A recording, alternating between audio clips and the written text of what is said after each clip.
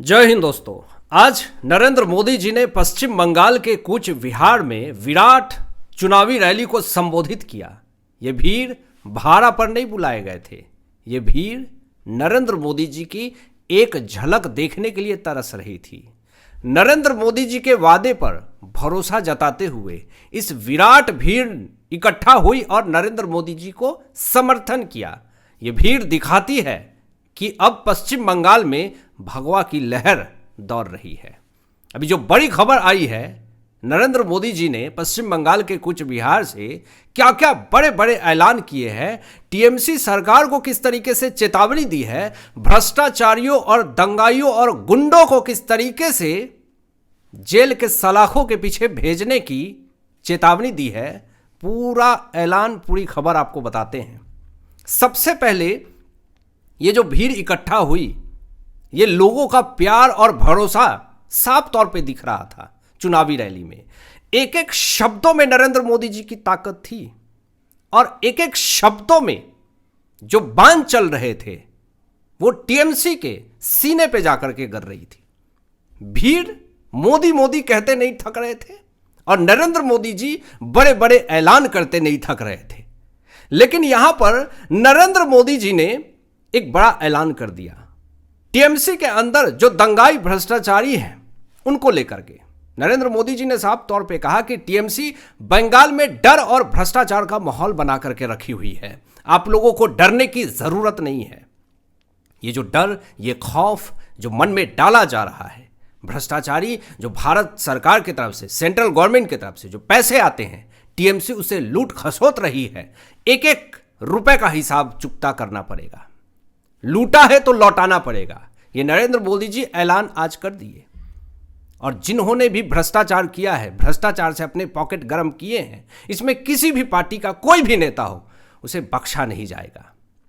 यहां पे नरेंद्र मोदी जी ने पूरा माहौल बना दिया पश्चिम बंगाल के अंदर। आज नरेंद्र मोदी जी ने कहा कि भ्रष्टाचारियों को पाई पाई का हिसाब चुकाना पड़ेगा। और यहां पे नरेंद्र मोदी जी एक बड़े ऐलान करते हैं और कहते हैं कि 4 मई के बाद कानून अपना काम करेगा, किसी गुंडे को बख्शा नहीं जाएगा, कोई नहीं बचेगा। अगर कोई ये गुंडा ये सोच रहा है कि मुर्शिदाबाद में, मालदा में हिंसा फैला करके वो बच जाएगा, नहीं बचेगा। एक बार सरकार बन जाने दीजिए। ये चेतावनी दे करके जा रहे हैं नरेंद्र मोदी जी। यहां पे नरेंद्र मोदी जी ने एक और बड़ी बात कही कि टीएमसी तुष्टीकरण की राजनीति कर रही है। राज्य में कानून व्यवस्था को बिगाड़ा जा रहा है। तुष्टीकरण की राजनीति टीएमसी यानी नियमों और कानूनों को ताक पर रख करके किसी विशेष समुदाय को फायदा पहुंचाने के लिए वो कितना भी नीचे गिरने को तैयार है। तुष्टीकरण की राजनीति यही हुई। आप नियमों को ताक पे रख देते हैं किसी एक विशेष समुदाय को फायदा पहुंचाने के लिए। इस पे इशारा साफ तौर पे यही था नरेंद्र मोदी जी का कि अपने वोटर्स के लिए, घुसपैठिए के लिए टीएमसी सरकार कोई भी निचले स्तर तक जाने को तैयार है। राज्य में आप जिस तरीके से कानून व्यवस्था को बिगाड़ रहे हैं, जिस तरीके से राज्य में जुडिशियल ऑफिसर तक को कैद कर लिया जा रहा है, जिस तरीके से आप खुलेआम कह रहे हैं कि आप आग से खेल रहे हैं, धमकी दे रहे हैं, जिस तरीके से महिलाओं को, लड़कियों को आप हिंसा भड़काने की कोशिश कर रहे हैं कि कलछी बेलन लेकर के तैयार रहिए, ये साफ तौर पे डर और खौफ का माहौल बनाने की कोशिश राज्य सरकार कर रही है, जो कि कानून व्यवस्था को पूरी तरीके से बिगाड़ने की कोशिश है। नरेंद्र मोदी जी ने यह भी कहा कि टीएमसी घुसपैठियों को अपना वोट बैंक मानती है, इसलिए सीएए का विरोध कर रही है।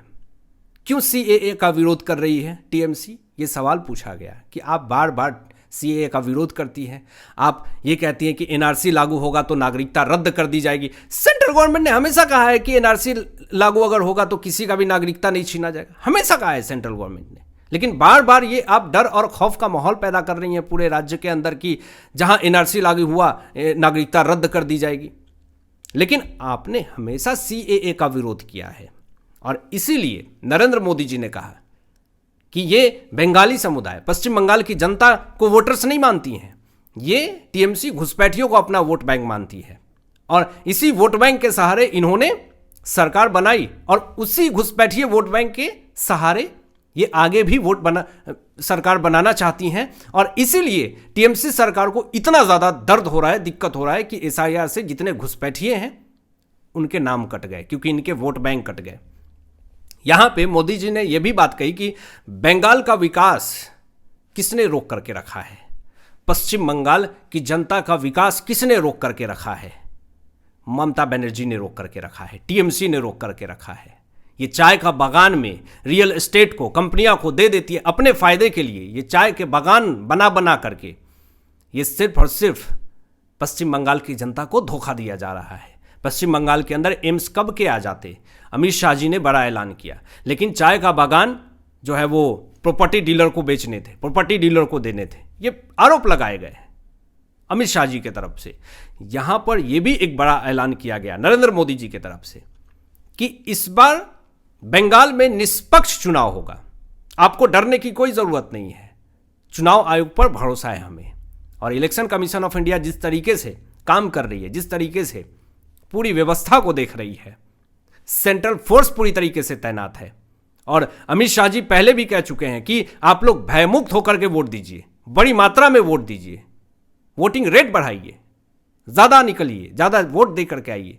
15 दिन बैठा हूं यहां पे, किसी भी गुंडे की इतनी औकात नहीं है कि किसी वोटर्स को रोक ले।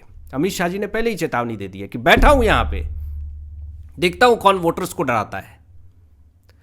यहां पे आज पूरी वाहन निकल चुकी है अयोध्या से, राम मंदिर से सारे जवान जो हैं वो आशीर्वाद लेकर के निकल चुके हैं, पूरे दंगाइयों का कमर तोड़ने के लिए, सीधा करने के लिए कि अगर वोटर्स को डराया गया तो उसको बख्शा नहीं जाएगा। यहां पे एक बड़ा स्टेटमेंट ये भी दिया जाता है शुभेंदु अधिकारी की तरफ से कि अभी इतना फैन फॉलोइंग खत्म हो गया है, इतना फैन फॉलोअर्स ममता दीदी का खत्म हो चुका है, ममता बनर्जी का, कि इनकी हेलीकॉप्टर जहां उतर रही है भीड़ नहीं हो रहे हैं, लोग देखने नहीं जा रहे हैं, लोग दौड़ रहे हैं नरेंद्र मोदी जी जहां आ रहे हैं, अमित शाह जी जहां आ रहे हैं, बीजेपी के नेता जहां पे जा रहे हैं, कार्यकर्ता तेजी से बढ़ रहे हैं, कार्यकर्ताओं की भीड़ लग रही है बीजेपी के अंदर। इससे एक माहौल पश्चिम बंगाल के अंदर दिख रहा है कि इस बार बीजेपी की सरकार बननी है। पीयूष गोयल ने, बीजेपी के बड़े नेता ने एक्स पर पोस्ट डाल करके ये कहा कि पश्चिम बंगाल में परिवर्तन की भगवा लहर, फोटो देखिए, शेयर किया पीयूष गोयल ने, चारों तरफ भगवा लहर जो है वो दौड़ रही है। अब इस बीच में घुसपैठियों को लेकर के गृह मंत्री ने, अमित शाह जी ने एक बहुत बड़ा फैसला ले लिया है और ये फैसले से घुसपैठिए के अंदर हड़कंप मचा हुआ है। अब ये फैसला क्या लिया जरा सुनिए कि बांग्लादेश में जिस तरीके से घुसपैठिए आसानी से भारत के अंदर घुस जाते थे, अब ये असंभव है, क्योंकि गृह मंत्री का जो फैसला आया है, बांग्लादेश सीमा पर अब नेचुरल गार्ड्स की तैयारी हो रही है। अब ये नेचुरल गार्ड्स क्या है कि बीएसएफ जो है वो सीमा की सुरक्षा के लिए मगरमच्छ और सांप की मदद लेंगे। दलदली जगह पर सांप और मगरमच्छ को छोड़ देंगे कि अब इलाज कीजिए, दंगाई जो आ जाते हैं भारत के अंदर, घुसपैठिए और भारत के अंदर दंगा फैलाने की कोशिश करते हैं, मासूम बच्चियों के साथ ज़िंदगी ख़राब करने की कोशिश करते हैं। अब ऐसे घुसपैठिए आएंगे तो बांग्लादेश सीमा से घुसने की कोशिश तो करेंगे, लेकिन सीमा के पास जितने दलदल जगह को बनाया जाएगा और जो भी दलदल जगह है वहाँ पे सांप और मगरमच्छ को छोड़ देंगे ताकि वो घुस ही ना पाए। अगर जैसे घुसेगा वैसे ही सीधा इलाज कर दिया जाएगा पहले ही। इसी को नेचुरल गार्ड्स बोलते हैं। मन में ये डर और खौफ पैदा करना है, यही मकसद है। पानी या दलदल के रास्ते भारत में घुसने पर रोक लगाना है। बड़ी आसानी से पानी और दलदल के रास्ते से घुसपैठिए घुस जाते हैं, पता नहीं चलता, और भारत के अंदर अटैक, भारत के अंदर आतंक, दंगा, ये सब करवाते हैं।